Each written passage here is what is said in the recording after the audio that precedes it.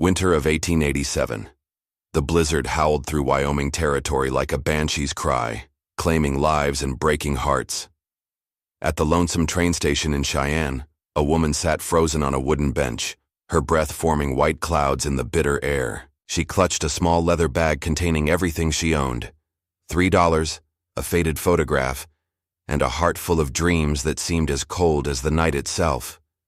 What happened next would become the most talked-about love story, from the Colorado River to the Canadian border, changing two lives forever and making history in the untamed American West. The wind cut through Cheyenne like a knife through butter that December night. Elizabeth Montgomery pulled her thin shawl tighter around her shoulders, but it did little to keep out the cold. Her fingers had gone numb hours ago, and her lips were turning blue. The last train east had left 3 hours past, and the next wouldn't come until morning, if the storm didn't block the tracks.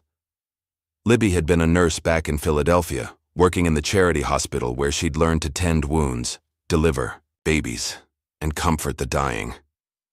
But when the scandal broke, when Dr. Harrison tried to force himself on her and she'd fought back, breaking his nose with a bedpan, nobody would believe her word against his. The hospital dismissed her, and word spread through the medical community like wildfire. No respectable hospital would hire her, so she'd taken what little money she had and bought a train ticket west, hoping to find work in one of the mining towns where they were desperate for anyone with medical knowledge. But her money had run out in Cheyenne, and the boarding house had turned her away when she couldn't pay for another night. Now she sat on this hard bench, watching her breath fog in the air, wondering if she'd freeze to death before dawn. Her small leather medical bag sat beside her, the only thing of value she owned, containing her surgical tools, medicines, and the few certificates that proved her training. The sound of horse hooves on frozen ground made her look up. Through the swirling snow, she saw a figure approaching on horseback. The man was large, wearing a heavy coat and wide-brimmed hat, pulled low against the wind. As he drew closer, she could see his horse was a magnificent black stallion, and the man's clothes, though practical, were of fine quality. He dismounted and tied his horse to the hitching post, then walked toward the station. His boots were expensive. Leather, she noticed, and he moved with the confident stride of a man accustomed to having his way. When he pushed through the station door, a gust of wind and snow followed him inside. "Evening, miss," he said, touching the brim of his hat. His voice was deep and warm, with the slight drawl of someone who'd spent time in Texas. "Mighty cold night to be sitting out here alone." Libby tried to speak, but her teeth were chattering too hard. She managed a small nod. The man studied her with concerned eyes. He was perhaps 30 years old, with dark hair and a mustache, and despite the rough weather, he was clean-shaven and well-groomed. His face was weathered from years in the sun, but his eyes were kind. "Name's Jack Thornton," he said, pulling off his gloves. "I own the Double T Ranch about 20 miles north of here. Been in town on business and was heading home. When I saw you through the window." He noticed her medical bag and the way she was dressed. Her clothes were quality but worn, and she had the bearing of an educated woman despite her obvious poverty. "Are you a doctor, miss?" he asked gently. "Nee, nurse," Libby managed to say through chattering teeth. "Elizabeth Montgomery, from Philadelphia." Jack's eyes widened. A trained nurse was rarer than gold in Wyoming territory. Most towns were lucky to have a barber who could pull teeth and set bones. "Miss Montgomery, you're going to freeze to death if you stay here much longer," he said, his voice filled with concern. "The storm's getting worse, and this station isn't heated. Please, let me take you somewhere warm." Libby looked at him with a mixture of hope and wariness. She'd learned not to trust men too easily, but she was desperate. And something about this Jack Thornton seemed different from the men she'd known back east. There was a gentleness in his manner despite his obvious strength. I don't have money for a hotel," she admitted, her voice barely above a whisper. "That's not your concern right now," Jack said firmly. "Getting you warm and fed is what matters. We can sort out the rest later." He shrugged out of his heavy coat and wrapped it around her shoulders. The warmth of it, still carrying his body heat, made her gasp with relief. The coat smelled of leather, horses, and something else, perhaps pine soap. "Can you walk?" he asked. Libby tried to stand, but her legs were too stiff from the cold. Without hesitation, Jack scooped her up in his arms, her medical bag included. She was light as a feather, he thought, and trembling like a leaf in a windstorm. "The hotel's just across the street," he said, carrying her toward the door. "We'll get you warmed up and fed, and then you can tell me what brings a trained nurse to Wyoming territory in the middle of winter." As they stepped out into the storm, Libby found herself pressed against Jack's chest, his strong arms holding her securely. For the first time in months, she felt safe. She didn't know this man, didn't know his intentions, but somehow she trusted him. Maybe it was the desperate situation, or maybe it was something in his eyes, a kindness she hadn't seen in far too long. Before we roll back time, tell us where you're tuning in from, and hit subscribe for more Wild West tales. The Cattleman's Hotel was the finest establishment in Cheyenne, and when Jack Thornton walked through the front door carrying a half-frozen woman, every head in the lobby turned. The desk clerk, a thin man named Perkins, hurried over with obvious concern. "Mr. Thornton, sir, what happened?" "Found this lady at the train station near frozen to death," Jack said, still holding Libby in his arms. "I need your best room, and send up hot food, coffee, and plenty of blankets. Also get Doc Williams if he's still in town." "Right away, sir," Perkins said, grabbing a key from the board. "Room 12, second floor. Shall I help carry her?" "I've got her," Jack replied, heading for the stairs. Libby was aware of the stairs, and whispers as Jack carried her through the hotel, but she was too cold and exhausted to care about her reputation. The warmth of the building was making her fingers and toes tingle painfully as feeling returned to them. Jack carried her into a spacious room with a large bed, a fireplace, and fine furniture. He set her gently on a chair by the fire and immediately began building up the flames. "The hotel will send up some ladies' clothes," he said, not looking at her as he worked with the fire.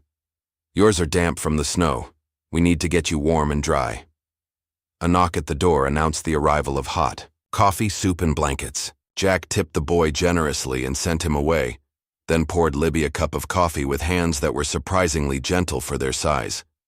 "Drink this slowly," he said, wrapping a blanket around her shoulders.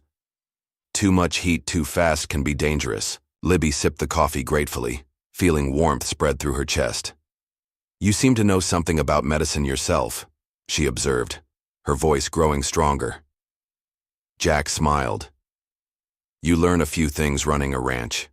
Men get hurt, animals get sick, and the nearest doctor might be 100 miles away." He pulled up another chair and sat across from her. "But I'm no trained nurse. What brought you west, Miss Montgomery? If you don't mind my asking." Libby studied his face in the firelight. He had honest eyes, she decided, and after what he'd done for her tonight, he deserved some explanation. "I worked in a hospital in Philadelphia," she said carefully. "There was trouble. A doctor who wouldn't take no for an answer. When I defended myself, I was dismissed. No hospital back east would hire me after that." Jack's jaw tightened, and she saw anger flash in his eyes. "A man forced himself on you?" "He tried to," Libby said.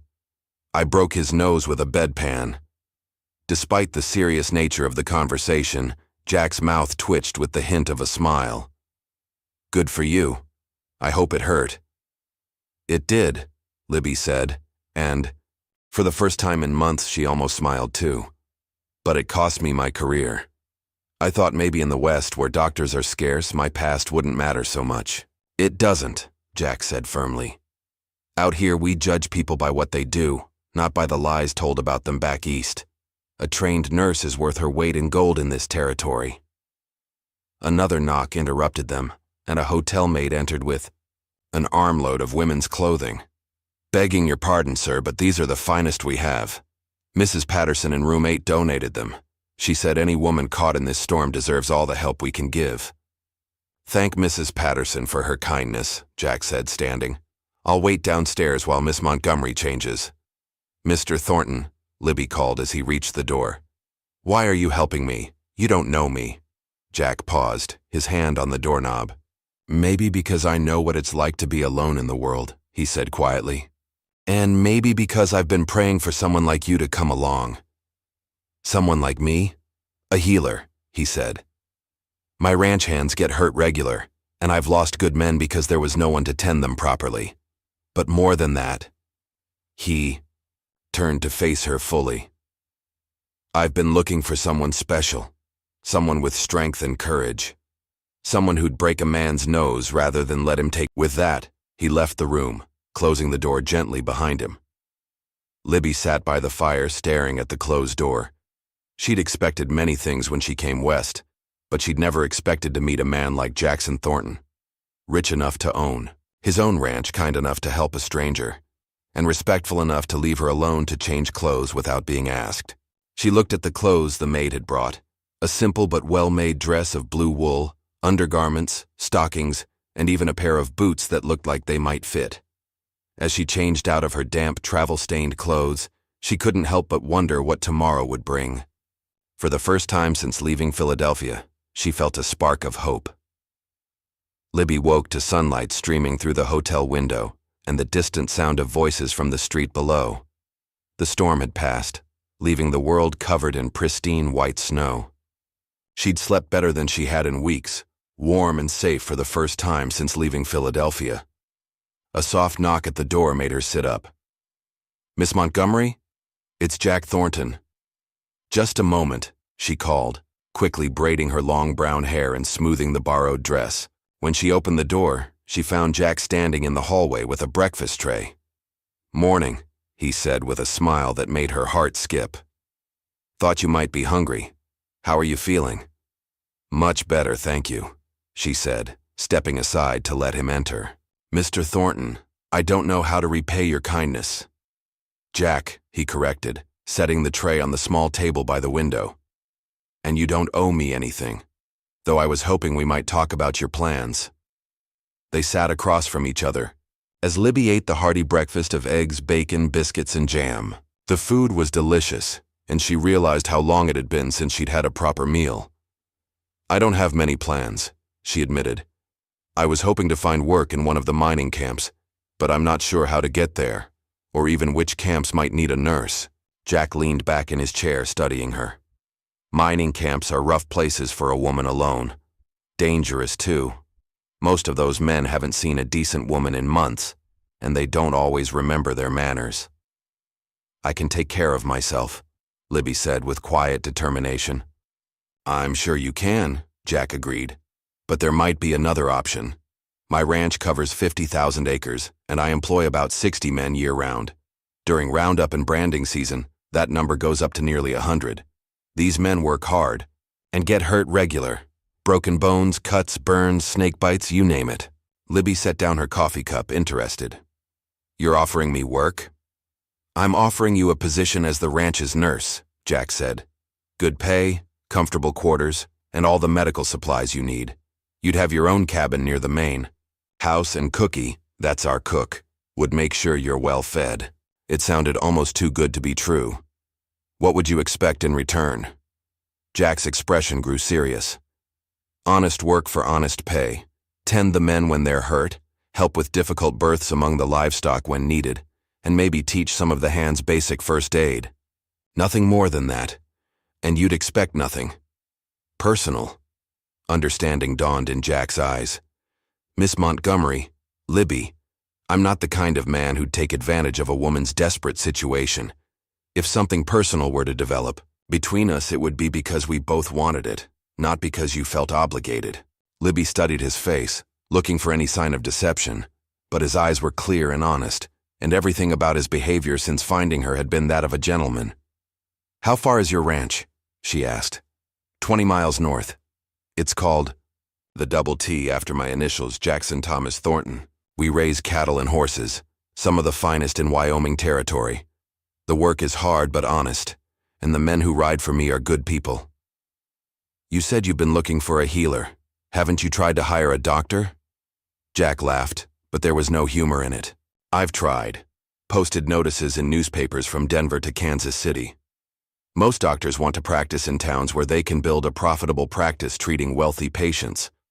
Ranch work is too uncertain, too dangerous, and not profitable enough for most of them. But you'd hire a woman?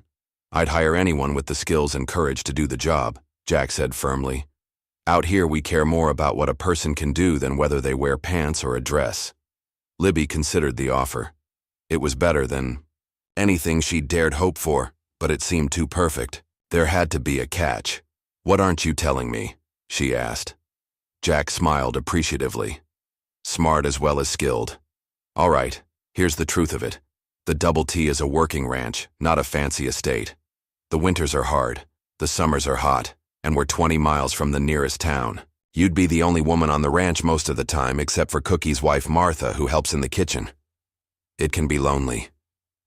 "I've been lonely in cities full of people," Libby said quietly. "At least ranch loneliness would be honest." "There's something else," Jack continued. "I'm not just the owner of the Double T. My family has money, quite a bit of it. My father made a fortune in shipping before the war, and I've done well with investments in addition to the ranch.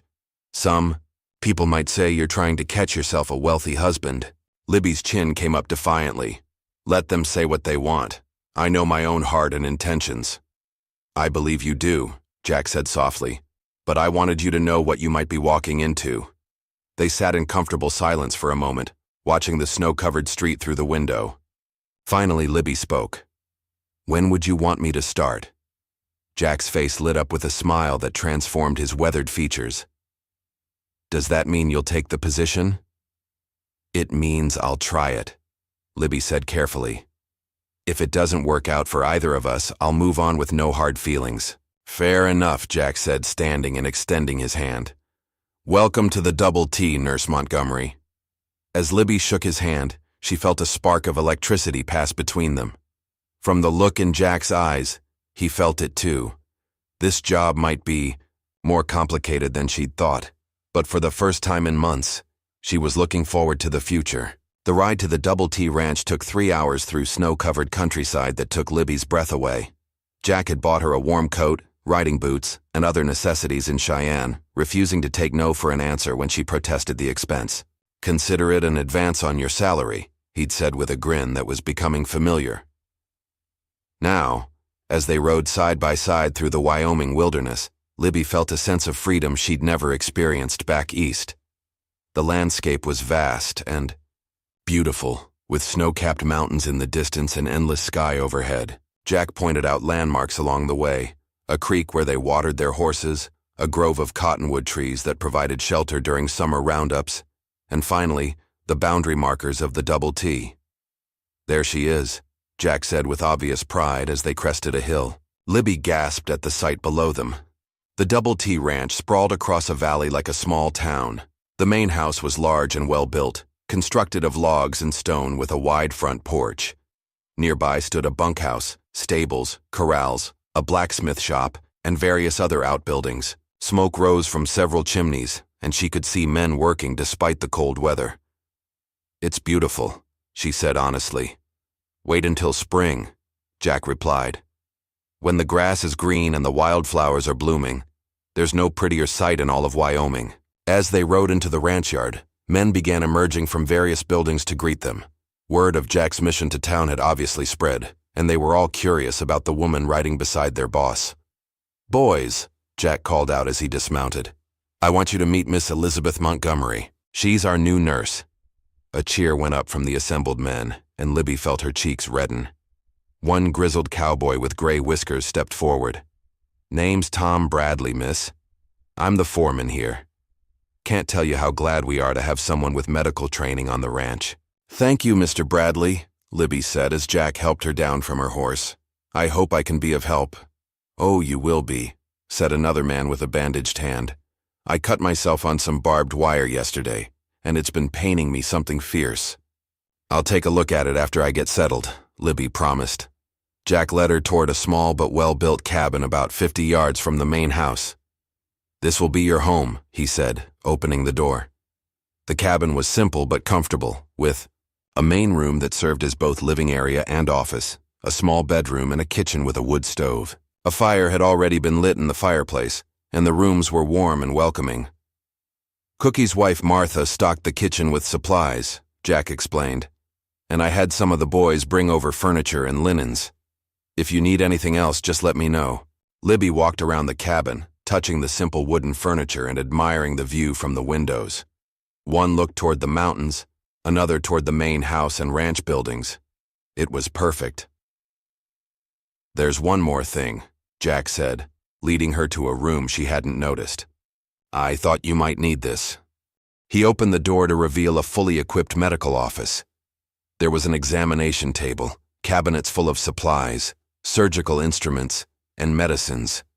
Everything was clean and well organized, better equipped than some hospitals she'd worked in back east.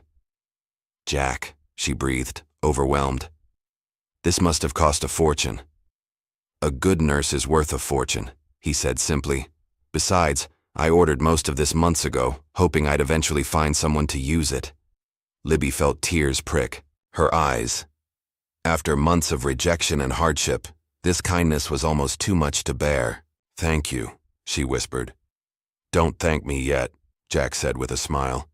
"Wait until you've seen what some of these cowboys can do to themselves. You'll earn every penny of your salary." As if to prove his point, there was a knock at the door.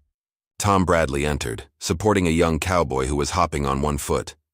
"Sorry to bother you, miss, but Billy here just got stepped on by his horse," Tom said. "Bring him into the medical room," Libby said, immediately shifting into professional mode. "Let's get that boot off and see what we're dealing with." As she examined Billy's injured foot, bruised but not broken, thankfully, Libby was aware of Jack watching from the doorway. When she looked up after bandaging the foot and giving Billy instructions for care, she found him smiling. "What?" she asked. "Nothing," he said.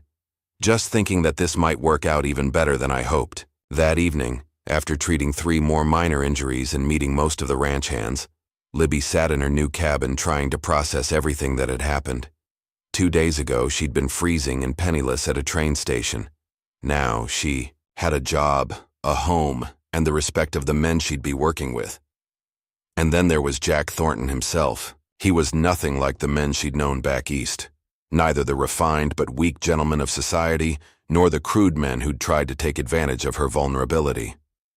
Jack was strong but gentle, wealthy but unpretentious, and he treated her as an equal while still being protective.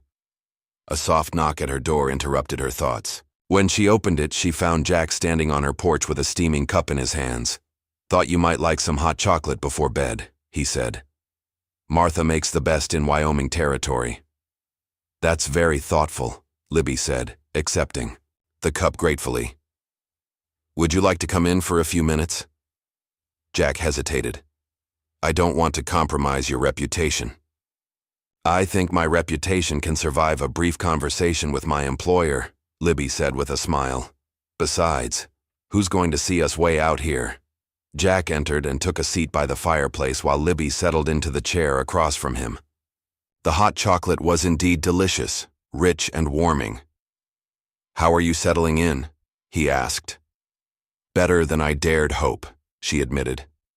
"The men have been very respectful, the cabin is perfect, and that medical room is better equipped than some city hospitals." "Good," Jack said, then fell silent, staring into the fire. "What is it?" Libby asked, sensing something troubling him. "I want to be honest with you about something," he said finally. "When I found you at that train station, it wasn't entirely by chance." Libby set down her cup, suddenly wary. "What do you mean?" "I'd been in town on business, yes, but I was also making inquiries about finding a nurse or doctor for the ranch. The hotel clerk mentioned that a woman with medical training had been asking about work earlier that day. I went to the station, hoping to find you." "So you knew who I was?" "I knew a trained nurse was supposed to be on the evening train from the east," Jack said. "I didn't know your name or your circumstances until I found you there." Libby considered this. "Why didn't you tell me earlier?" "Because I wanted you to take the job based on its merits, not because you felt obligated to the man who rescued you." It made sense, and Libby found herself respecting him even more for his honesty. "Is there anything else I should know?" Jack met her eyes directly. "Just this. I'm attracted to you, Libby. Have been since the moment I saw you sitting in that station, but I want you to know that your job here is secure regardless of your personal feelings toward me. I won't pressure you or make your position here dependent on anything other than your professional skills. Libby felt her heart skip a beat. The attraction was mutual, but she appreciated his straightforwardness. Thank you for being honest, she said softly. And for the record, the attraction isn't one-sided. They looked at each other across the firelight, both aware that something significant was beginning between them. But they also both knew it was too soon, too complicated by their employer-employee relationship. Well, Jack said, standing, I should let you get some rest. Tomorrow, Cookie wants to show you around the kitchen gardens, and Martha's eager to give you the full tour of the ranch. Jack, Libby called as he reached the door. Thank you for everything. I haven't felt this hopeful about the future in a very long time. Neither have I, he said quietly. And then he was gone, leaving Libby alone with her thoughts, and the warm glow of possibility. Spring came early to Wyoming territory that year. And with it, Libby settled into her new life at the Double T Ranch. She treated everything from broken bones to snake bites, delivered foals and calves, and even helped Martha in the kitchen garden when her medical duties were light. The Cowboys had come to trust and respect her, often seeking her advice on matters that had nothing to do with medicine. But it was her growing relationship with Jack that occupied most of her thoughts.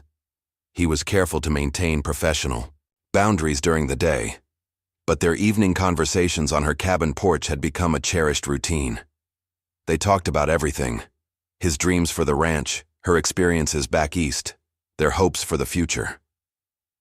One evening in late April, as they sat watching the sunset paint the mountains gold and purple, Jack brought up a subject that had been weighing on his mind.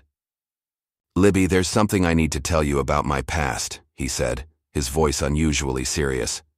She set down her coffee cup and gave him her full attention. What is it? I was married before, Jack said quietly. Her name was Rebecca. We were childhood sweethearts back in Texas, married when I was 22. Libby felt a stab of jealousy, followed immediately by guilt. Of course, a man like Jack would have been married before. What happened to her? She asked gently.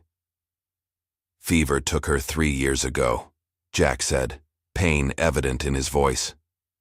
We'd been trying to have children, but it never happened. When she died, I thought my chance at happiness died with her. I'm sorry, Libby said, reaching over to squeeze his hand. She must have been very special. She was, Jack agreed. But she was also nothing like you. Rebecca was gentle and delicate, content to stay home and tend her flowers. You're strong, independent, willing to face challenges head on. I love that about you. Libby's heart stopped.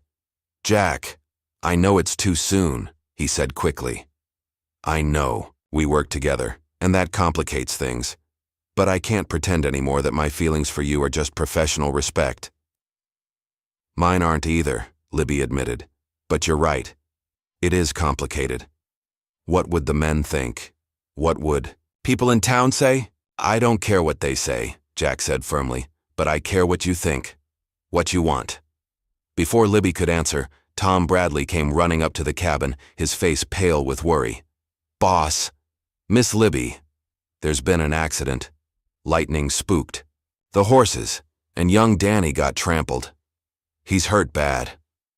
Libby was on her feet instantly, her personal feelings pushed aside by professional duty. Where is he? Bunkhouse, Tom replied. Cookie and some of the boys carried him there.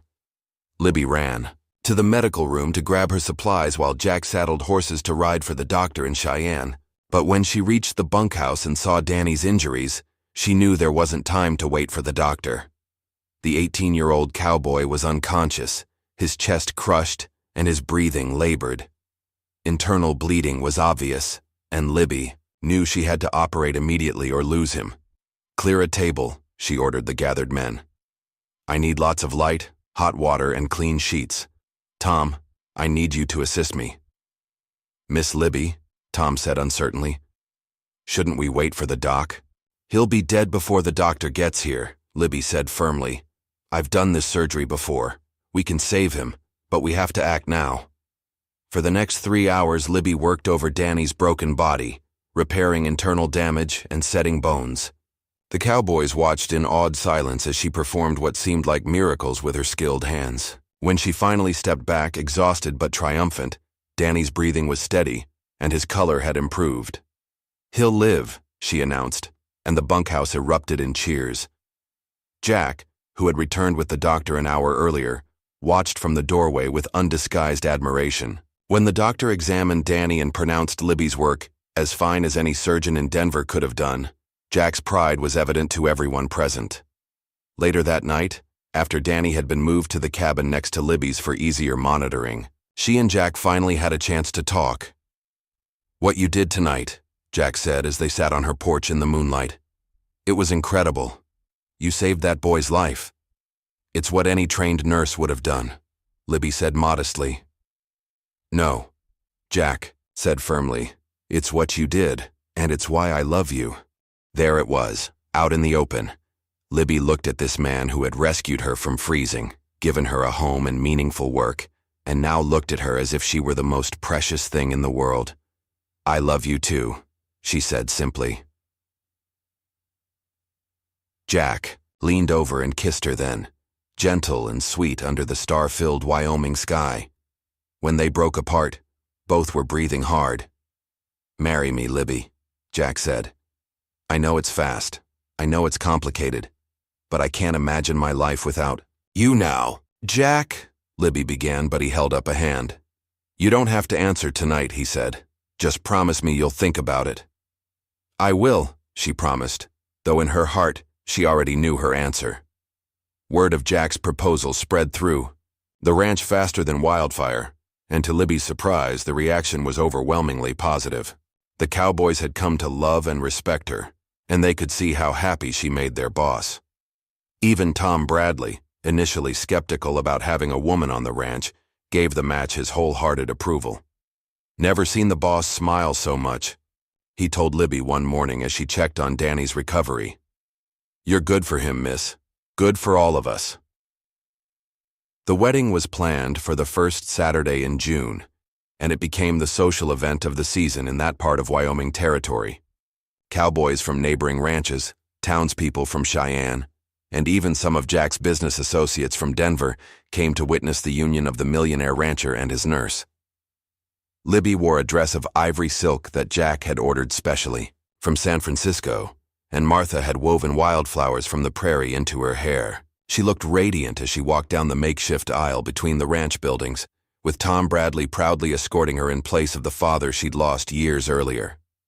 Jack waited at the altar they'd constructed on the front porch of the main house, dressed in his finest black suit, but looking more nervous than Libby had ever seen him. When their eyes met, however, his nervousness disappeared, replaced by a smile of pure joy. The ceremony was performed by the circuit preacher who traveled through the territory, and his words about love, commitment, and partnership seemed especially meaningful, given how Jack and Libby had found each other. "Do you, Jackson Thomas Thornton, take Elizabeth Rose Montgomery to be your lawfully wedded wife, to have and to hold, in sickness and in health, for richer or poorer, for better or worse, as long as you both shall live?" "I do," Jack said firmly, his voice carrying clearly across the assembled crowd. "And do you, Elizabeth Rose Montgomery, take Jackson Thomas Thornton to be your lawfully wedded husband, to have and to hold, in sickness and in health, for richer or poorer, for better or worse, as long as you both shall live?" "I do," Libby replied, her voice strong and sure. When the preacher pronounced them husband and wife, Jack's kiss was passionate enough to draw cheers and whistles from the cowboys. Libby blushed, but didn't pull away, secure in the love they shared. The celebration that followed was legendary. Cookie had outdone himself with a feast that included roasted beef, fresh trout, vegetables from Martha's garden, and a 3-tiered wedding cake that had been transported carefully from Denver. There was music, dancing, and storytelling that went on well into the night. But perhaps the most meaningful moment came when Danny, still recovering from his injuries but determined to attend the wedding, stood to make a toast. "To Mrs. Thornton," he said, raising his glass of lemonade. He was still too weak for alcohol. "The woman who saved my life and made our boss the happiest man in Wyoming territory. May your love story inspire generations to come." The crowd erupted, in agreement, and Libby found herself crying happy tears as Jack squeezed her hand. As the evening wound down and the guests began to depart, Jack and Libby found themselves alone on the porch of the main house, which would now be their home together. "Well, Mrs. Thornton," Jack said, taking her hands in his, "how does it feel to be a married woman?" "It feels like coming home," Libby replied honestly. "Like everything that happened before was just preparing me for this moment." Jack pulled her close, and they danced slowly to the music drifting from the bunkhouse where some of the cowboys were still celebrating. "I have something for you," Jack said, reaching into his jacket pocket. He pulled out a small velvet box and opened it to reveal a beautiful gold locket. "Jack, it's beautiful," Libby breathed as he fastened it around her neck. "Open it," he urged. Inside was a tiny photograph of the two of them taken earlier that day, and engraved on the opposite side were the words, "Forever and always, JT. Now you'll always have me close to your heart," Jack said softly. "I already do," Libby whispered, and kissed him under the star-filled Wyoming sky.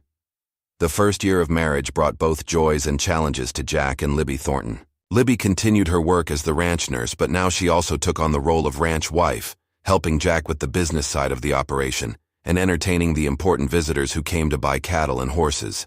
She proved to be a natural at both roles. Her medical skills became legendary throughout the territory. She successfully treated a cholera outbreak in nearby Silver Creek, delivered twins during a blizzard, and even removed a bullet from a wounded sheriff who'd been chasing rustlers. But it was her partnership with Jack that truly made their marriage special. She had a keen mind for business and often suggested improvements to ranch operations that saved money and increased efficiency. Jack valued her opinions and never made important decisions without consulting her first. Their love story became the talk of Wyoming territory. Newspaper reporters came from as far away as Chicago to write about the millionaire cowboy and his nurse wife. The story of how Jack had found Libby freezing at the train station was retold around campfires and in saloons from Colorado to Montana, but their happiness was tested when Libby's past came back to haunt them. In the spring of 1889, Dr. Harrison, the man who had tried to assault her in Philadelphia, arrived in Cheyenne, claiming to be investigating medical malpractice by unlicensed practitioners. "He's come to cause trouble," Libby told Jack as they sat in their bedroom, reading the telegram that had warned them of Harrison's arrival. "He's never forgiven me for what I did to him." "Let him come," Jack said grimly. "He'll find that things are different out here." Harrison arrived at the ranch 3 days later, accompanied by a territorial marshal and carrying official papers questioning Libby's right to practice medicine without a license. He was a thin, pale man with calculating eyes and a permanent sneer that made Libby's skin crawl. "Mrs. Thornton," he said with mock politeness, "or should I say, Miss Montgomery, I'm here to investigate reports of illegal medical practice." "My wife is a trained nurse," Jack said, stepping protectively in front of Libby. "She has certificates proving her education and experience." "Certificates that are meaningless if she's been dismissed from her position for moral turpitude," Harrison replied smoothly. "Did you tell your husband about your behavior back in Philadelphia, my dear?" "I told him about a coward who tried to force himself on me and got his nose broken for his trouble," Libby said, her voice steady despite her racing heart. "Your word against mine," Harrison said with a smile. "And I'm a respected physician while you're just a woman of questionable virtue." That was as far as he got before Jack's fist connected with his jaw, sending him sprawling in the dirt. The marshal reached for his gun, but found himself facing 30 angry cowboys who had appeared seemingly from nowhere. "Now see here," the marshal said nervously, "I'm a federal officer."